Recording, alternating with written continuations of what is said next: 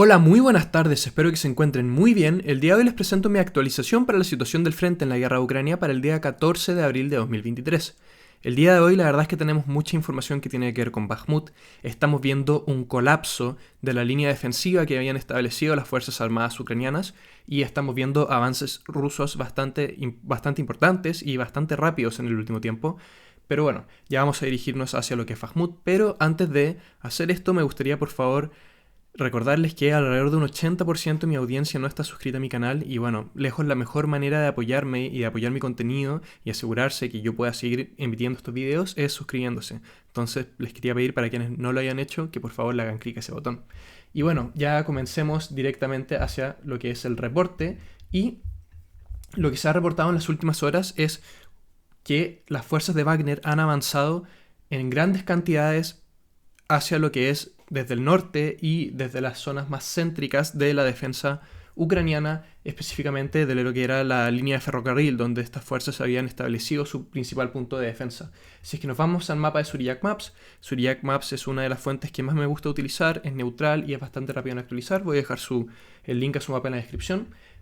El día de ayer se reportó que las fuerzas rusas habían logrado avanzar y penetrar concretamente en ciertos distritos a la zona norte de Bakhmut. Esto es que estoy tratando de señalar con el cursor.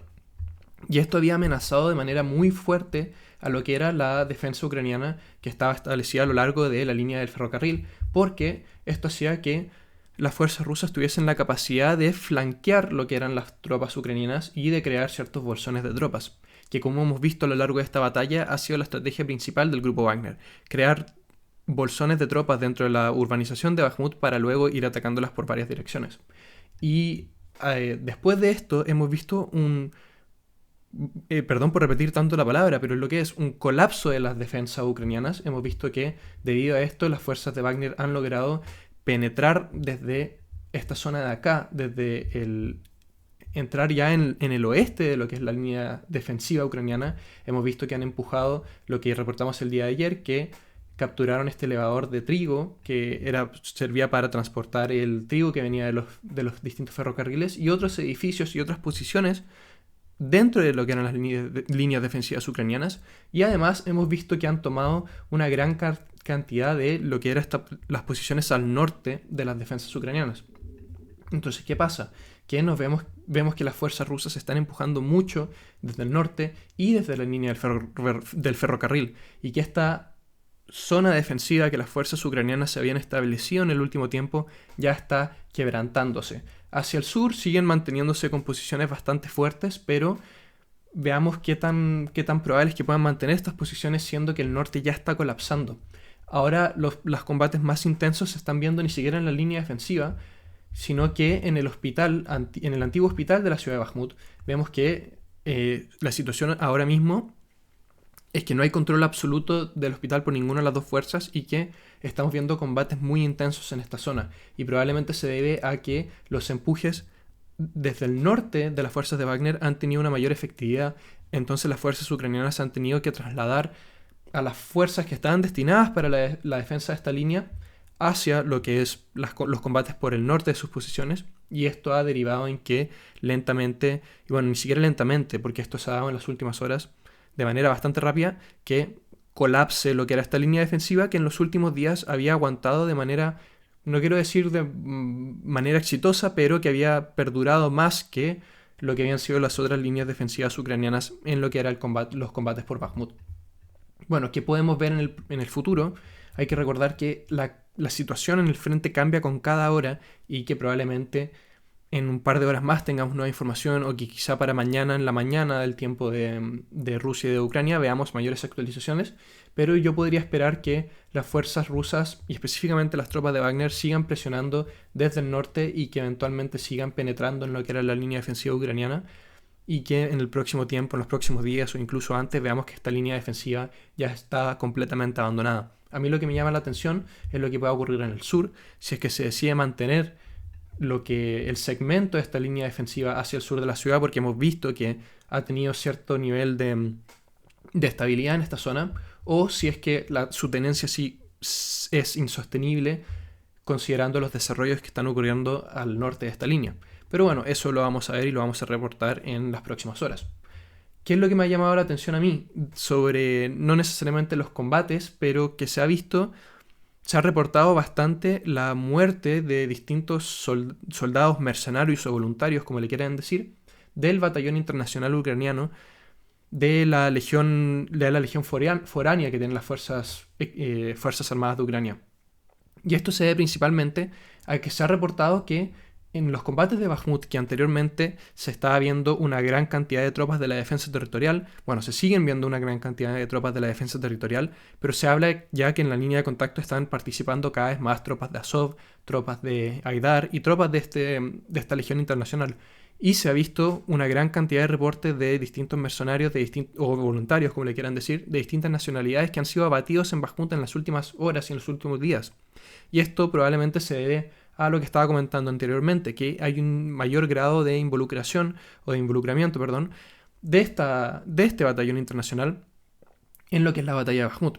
Recordemos que según todas las fuentes ucranianas, rusas y neutrales, el grueso del batallón internacional de las Fuerzas Armadas de Ucrania está localizado en Bakhmut, pero parece ser que a diferencia de lo que veíamos en las semanas pasadas, ahora están más directamente involucrados en lo que son las zonas de combate. Y probablemente por eso es que estamos viendo una mayor cantidad de bajas dentro de sus filas. Y bueno, a mí eso me llama la atención porque a mí me parece muy interesante ver dónde están los distintos destacamientos de las dos Fuerzas Armadas.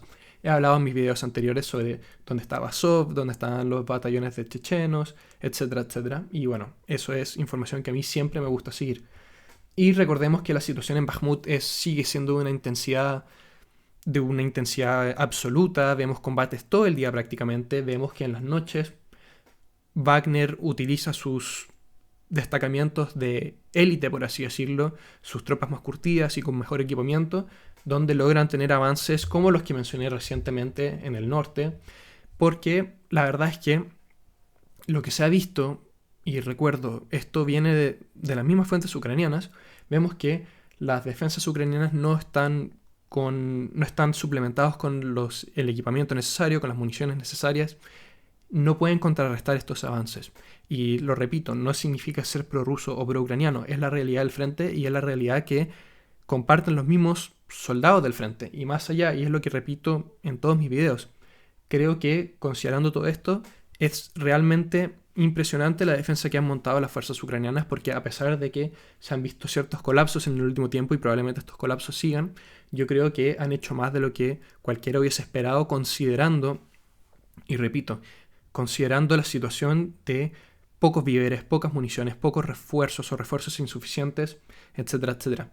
Recordemos que esta guerra es entre dos ejércitos que, a pesar de las distintas reformas que han tenido, siguen teniendo en gran parte de su doctrina militar la herencia soviética. ¿Y eso qué tiene que ver? Que hay en la herencia soviética hay un gran peso del uso de la artillería. Y esto lo hemos visto en esta guerra. Pero ¿qué pasa? Que en Bakhmut la artillería ucraniana hoy por hoy es casi nula debido a esta falta de municiones, debido a esta falta de equipos. Y a pesar de que la batalla se está desarrollando en un contexto urbano, la artillería sigue siendo increíblemente importante. Y estamos viendo que estas tropas siguen defendiendo a pesar de que no tienen este apoyo de artillería. Y claro, la cantidad de bajas es atroz. Y es lo que hemos estado viendo. Por eso yo, lo he dicho anteriormente, se habla de un picadero de carne, un moledor de carne, que es una palabra muy sobreusada, lo hablé en mi video de ayer, pero es lo que está ocurriendo en Bakhmut, básicamente. Y bueno, yo creo que hay dos batallas que realmente han sido un picadero de carne en esta guerra, y especialmente en el último tiempo. Para las fuerzas ucranianas lo ha sido Bakhmut, porque se siguen enviando refuerzos que la verdad es que, por lo que se reporta, y repito, esto no es algo que me invente yo, por lo que se reporta no tienen el equipamiento, no tienen las municiones necesarias, no tienen el apoyo necesario. Entonces para Ucrania Bakhmut ha sido su picadero de carne, y el picadero de carne para Rusia fue Ugledar en su tiempo, donde, en mi opinión, por grandes faltas del alto mando y específicamente por las deficiencias del general Muradov, las fuerzas rusas siguieron enviando personal y vehículos pesados en una dirección en la que eran destruidos constantemente. Pero bueno, esa batalla ya culminó y Bakhmut es la que se está desarrollando en el último tiempo. Y es el punto más importante del frente en los últimos meses. Y repito lo que he mencionado en el último tiempo, considerando todo lo que hemos visto, la férrea defensa que están intentando realizar las fuerzas ucranianas, puede ser que tengamos que seguir hablando de Bakhmut por lo menos por las próximas semanas. Y esto es asumiendo que Ucrania no pueda lanzar ninguna contraofensiva en esta dirección como se había pronosticado por algunas fuentes en el último tiempo. Pero bueno, ya dejemos de hablar de Bakhmut. Quiero pasar a hablar sobre Avdiivka, donde también había un avance ruso. Si es que nos vamos hacia la zona entre Krasnogorivka y Novobakhmutivka, se ha visto que las fuerzas rusas han avanzado en la dirección de esta carretera que vemos acá.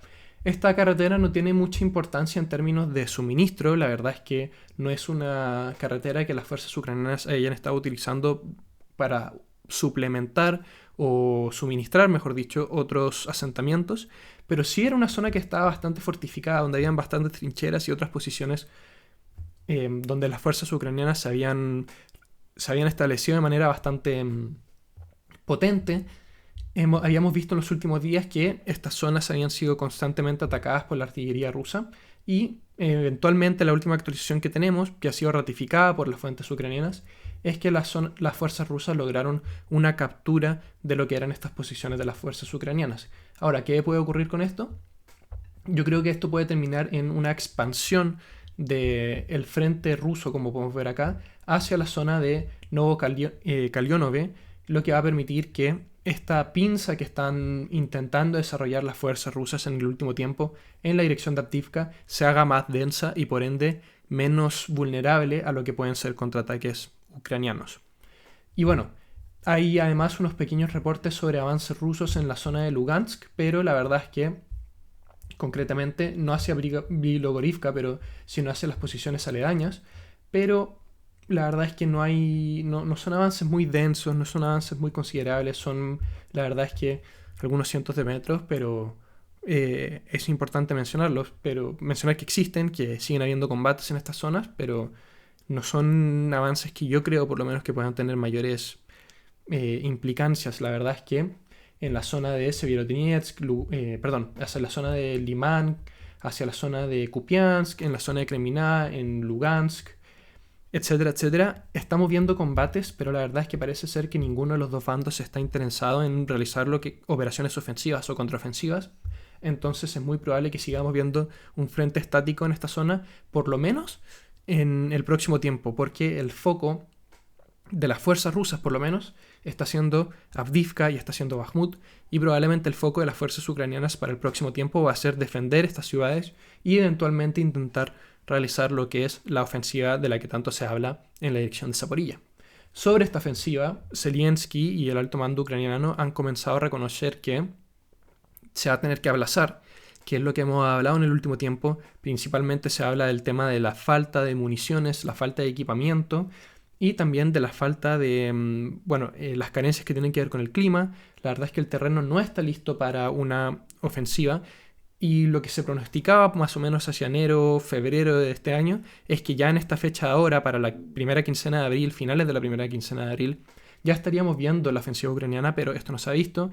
Y también otro factor del que han hablado por parte del gobierno ucraniano es estos documentos clasificados que fueron filtrados desde el Pentágono y que supuestamente hablaban de lo que eran los planes para la ofensiva ucraniana.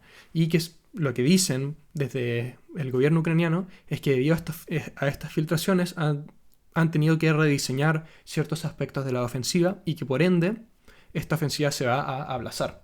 Yo de los documentos filtrados quiero hablar en los próximos días. Me gustaría hacer un live stream contestando algunas preguntas y también hablando de estos documentos filtrados para quienes les interese. Yo creo que el día de mañana se va a realizar, pero todavía está en un vemos. Y por eso no he querido entrar en concreto en lo que dicen estos documentos en un video, porque creo que es mejor dejarlos para algo que con un formato más largo y no de actualización diaria, que es mi formato tradicional. Por último, me gustaría mencionar que las fuerzas rusas también han atacado a través de artillería y a través del uso de la fuerza aérea, distintos puntos de las fuerzas ucranianas. Se han reportado nuevamente la destrucción de almacenes de combustible, de almacenes de municiones, si no me equivoco, alrededor de la región de Jersón. Se han reportado ataques sobre aglomeraciones de tropas ucranianas dentro de lo que es Zaporilla, donde supuestamente estas aglomeraciones de tropas tenían eran justamente tropas que iban a ser destinadas a lo que eran las ofensivas en Zaporilla. Pero lo más importante, y esto lo digo que es más importante porque hay más evidencia sobre esto, y de evidencia hablo concretamente de videos y reportes que vienen desde las fuentes ucranianas, es que las fuerzas rusas han logrado atacar, si no me equivoco, con misiles balísticos, un centro de entrenamiento alrededor de la ciudad de Leópolis. Leópolis, de nombre ucraniano Lviv, de nombre ucraniano Lvov, disculpen nombre ruso Lvov, perdonen mis pronunciaciones. Siempre ha sido una de las ubicaciones donde las fuerzas ucranianas han desarrollado todas estas labores de entrenamiento. También es importante esta zona porque es desde donde entra gran parte del equipamiento ucraniano que viene específicamente desde Polonia. Y la verdad es que quiero volver a mencionar algo que he tratado en mis últimos videos. Cada vez se ve más la precaria situación de las defensas antiaéreas ucranianas, porque si es que los misiles balísticos rusos logran atacar tan profundo dentro de territorio ucraniano sin que sean interceptados, bueno, nos muestra que los reportes que vienen desde las fuentes ucranianas, algo que han acusado en el último tiempo, que es la desesperada falta de defensa antiaérea, cada vez se evidencia más y más. Y bueno, quiero tocar otro punto que quizá no va tanto con los ataques con misiles de precisiones, pero sí que tiene que ver con el creciente uso de la Fuerza Aérea Rusa, es la gran necesidad de la Fuerza Aérea Ucraniana de recibir más aviones. Sabemos que han presionado todo el tiempo por los F-16, pero lo más probable es que no los vayan a recibir, o por lo menos no en el corto plazo. Se ha hablado de que Polonia va a entregar MiGs de la era soviética a las fuerzas ucranianas para poder suplementar esta fuerza aérea que está bastante maltrecha. Y bueno, acá es un comentario un poco aparte. Supuestamente Polonia, a cambio de estos aviones MiG que va a entregar a las fuerzas ucranianas, va a recibir F-35. Los F-35 son aviones que han recibido muchas críticas, es cierto, pero son aviones bastante modernos y son aviones bastante caros. Entonces cambiar estos aviones por así decirlo, más antiguos de un arsenal soviético por estos F-35 que, a pesar de que no sean tope de línea, siguen siendo aviones bastante caros y bastante efectivos. Bueno, obviamente es una ventaja enorme para lo que es Polonia. Y acá vemos cómo funciona la industria, el complejo militar industrial en la guerra, donde se ve que todos ganan, por así decirlo. Ucrania recibe aviones MiG que necesita, Polonia recibe aviones mucho más caros que los que está entregando, y las empresas armamentísticas estadounidenses se les encarga la producción de más aviones F-35 con tal de que sean entregados a Polonia, aviones que hemos visto que últimamente no se han comisionado mucho debido a bastantes fallas que se reportan en base a sus limitaciones, pero bueno, eso es un comentario un poco más aparte de mis creencias sobre esta guerra, que tiene más que ver con que esta guerra al final ha servido mucho para enriquecer a ciertas personas, a ciertas partes de la industria, y es algo que me gusta comentar a veces porque en algunas partes se hace más evidente, como es lo que yo creo que está ocurriendo ahora con este negocio entre Ucrania, Polonia y Estados Unidos. Pero bueno, ¿qué impacto pueden tener estos aviones MiG en la Fuerza Aérea Ucraniana? Bueno, la verdad es que son aviones para cuales los pilotos ucranianos no necesitan mayor entrenamiento porque ya están bastante instruidos en utilizar aviones MiG y pueden quizá tratar de aminorar el impacto que está teniendo la Fuerza Aérea Rusa. Pero para lograr esto se necesitan una mayor cantidad de recursos en términos de aviones, porque la verdad es que la superioridad aérea que tiene Rusia hoy por hoy es absoluta. También he escuchado que en algunas fuentes se habla de que estos aviones pueden suplementar la ofensiva ucraniana hacia el sur. Recordemos que esta ofensiva muchos dicen que ha sido planeada en gran parte por la OTAN. Y bueno, nosotros sabemos que en los ejercicios de la OTAN, las ofensivas de la OTAN, sus planes militares, se utiliza mucho esta combinación de las distintas fuerzas, de las fuerzas armadas con la fuerza aérea. Y muchas personas se cuestionan cómo puede funcionar una ofensiva planeada por la OTAN sin el apoyo aéreo que normalmente se espera de estas ofensivas de la OTAN. Y bueno, mucha gente apunta que estos aviones pueden utilizarse en estas operaciones. Pero nuevamente planteamos la misma interrogante. ¿Son suficientes los aviones que va a entregar Polonia, los aviones que ha entregado Eslovaquia? Bueno, eso está por verse y probablemente lo veamos en las próximas semanas. Eso fue el video de hoy. Espero que se encuentren muy bien y espero que les haya gustado el video. Les recuerdo también, para quienes no lo hayan hecho, que por favor se suscriban. Quiero darles muchas gracias por llegar hasta el final y siempre quiero agradecer los comentarios de apoyo que me llegan. La verdad es que son una motivación muy grande para poder seguir emitiendo mi contenido todos estos días. Y bueno, nos vemos mañana. Chao.